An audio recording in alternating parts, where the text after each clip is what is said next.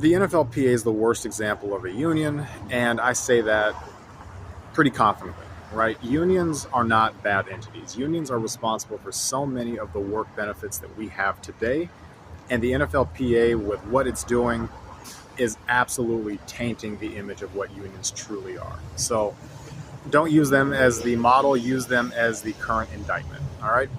And saying all that, back to my original point, the NFLPA is the worst.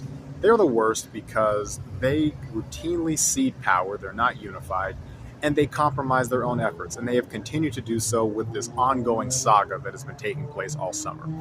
Go check out Pablo Torre Finds Out with Mike Florio. There has been a deep, deep dive on all things that have been going on with the union, starting with a cover-up between the owners. Or not a cover-up, a collusion between the owners that led to a cover-up with the NFLPA that involved an FBI investigation of the then executive director Lloyd Howe that then turned into resignations from Lloyd Howe and then J.C. Treader, who was the former head of the Players Union, which has now turned to David White, who is the interim executive director, who came from SAG-AFTRA and is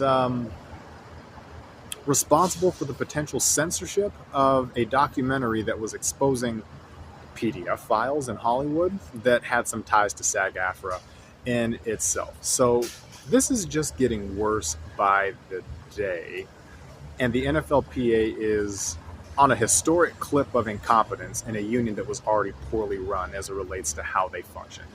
So again, go check it out. Pablo Torre Finds Out. The new episode dropped today. There's been a lot of really good journalism, true journalism. And I don't know the space y'all track in, but I do track in unions, just monitoring labor relations because I think it's important. So I will try to update when there's something relevant.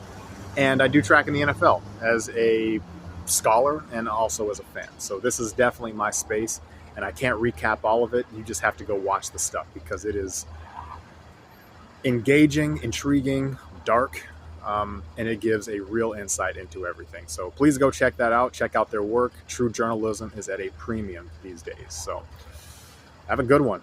There's always going to be more.